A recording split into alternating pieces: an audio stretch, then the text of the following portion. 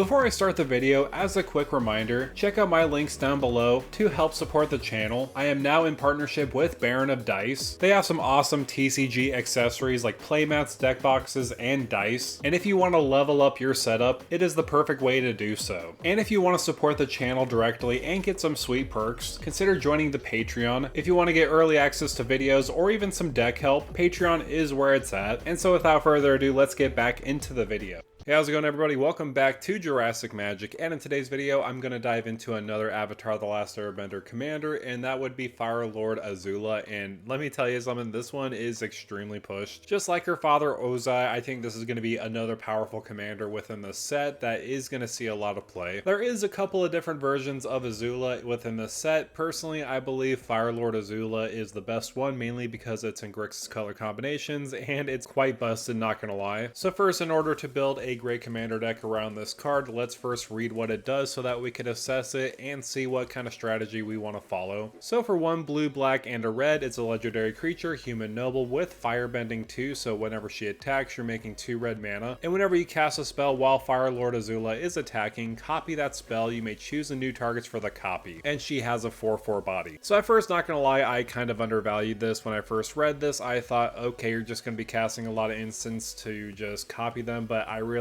oh, it's any kind of spell that you're casting on the stack while she's attacking. Not just instant speed spells, you could utilize things that have flash or casting sorceries as though they had flash. So with this makes this extremely deadly and honestly quite powerful, though I will say the one downside to her is the fact that it is an attack trigger. She might not live to survive an attack trigger because people might try to remove her right away because she has a very powerful ability. So this overall is a pretty neat commander, even though it is going to definitely be a removal magnet. Let's talk about how I am going to build around her. First of all, I'm going to talk about the staples of the deck, then talking about synergy with her, and then lastly, I'll go over some win cons. So with that said, now let's get started with Azula and build a deck around her.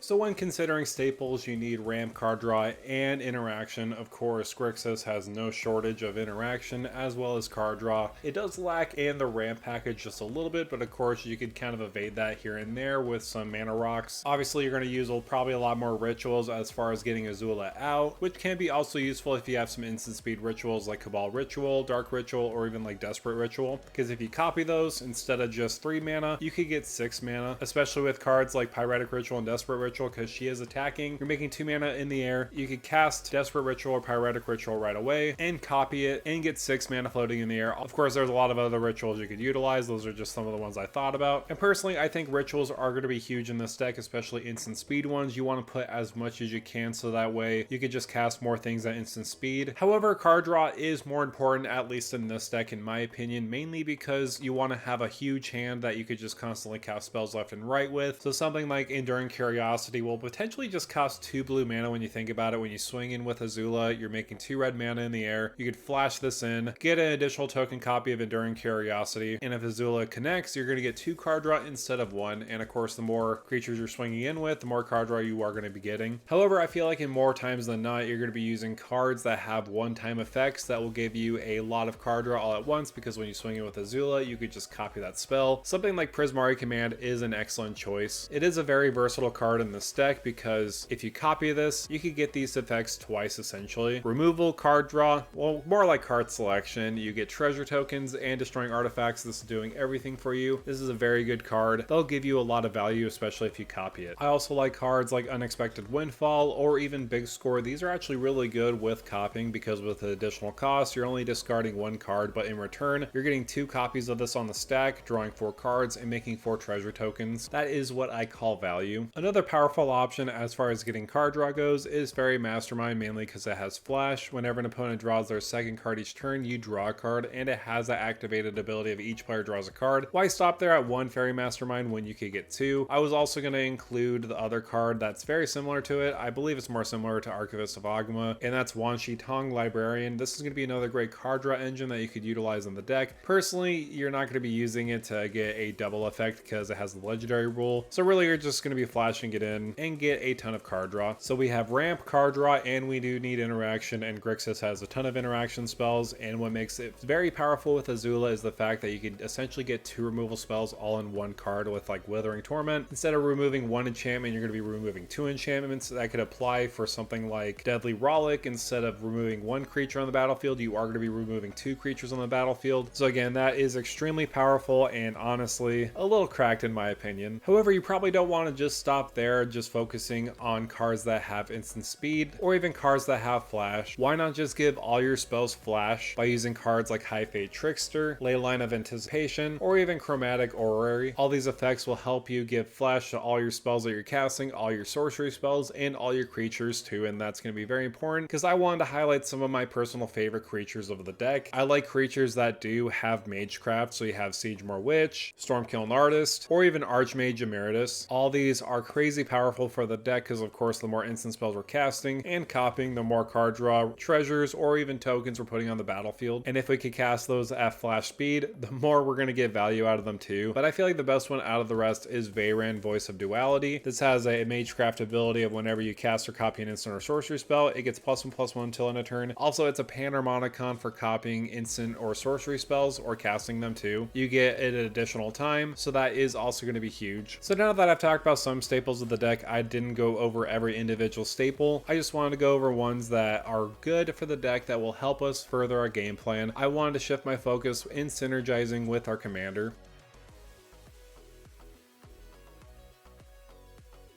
So first things first, Azula wants to attack right away. We need Lightning Greaves or even like Swiftfoot Boots. These will help protect our commander by giving her Hexproof or even Shroud, all the while giving her that ability of swinging in right away so that we could copy spells immediately. We do want to get the most out of our commander's ability. There's a lot of ways we could do that. One option I thought about was cloning her, because the more Azulas we have, the more we're going to overwhelm our opponents. So you could utilize some like Spark Double Sakashima. Both versions of Sakashima will do. These will evade the legendary rule where you could have another copy of her, and when you swing in with both of them, instead of getting 1 copy of a spell, you're getting 3 copies. Some other clone spells you could utilize are Mocking Doppelganger and Stunt Double. The reason why I like these is the fact they have flash, and if we swing in with Azula, we get 2 copies of these instead of just 1. And if some opponent has a big giant scary creature on the battlefield, or even a creature that has value, you could just copy one of those twice or even copy another creature. However, I think the best clone option would be easily Auton Soldier. Even though it is 6 mana compared to the 4 mana of the other clones, this one is the best by far because it's going to give you the most value. You could have it enter as a copy of any creature on the battlefield, except it's not legendary. It's an artifact in addition to its other types, but most importantly, it has Myriad. So whenever it attacks for each opponent other than the defending player, you may put a token that's a copy of this creature onto the battlefield tapped and attacking that player or planeswalker they control, and you exile the tokens at the end of combat. So if we have this copying Azula, and we swing in with this and the original version of Azula, we get to make 2 additional copies that are swinging at 2 other opponents. Technically they are attacking at that point. We could then cast a instant or a flash spell and copy it 4 times over. That's seriously going to explode with value. Think of all the things that you could copy. Maybe just have 4 Enduring Curiosities, including the original one, entering the battlefield, getting so much card draw, or even imagine copying a Hullbreaker Horror. Instead of one of them entering the battlefield, you're going to be making 4 additional token copies of it, and that's just going to take over the game completely. So seriously, I do believe the clone option strategy is going to be super impactful with Fire Lord Azula, just copying more spells, even though it honestly might feel win more in my opinion. But I like the idea, if the more clones you have on the battlefield, the more you're going to be getting mana in the air, because if they all attack, you're going to be adding that much more red mana, minus the tokens you're making that are tapped and attacking with Auton Soldier, but you kind of get the point. Again, the clone strategy is probably just a little bit of a win more kind of strategy, but I still feel like it's pretty viable. Now I wanted to shift my focus and talking about winning the game.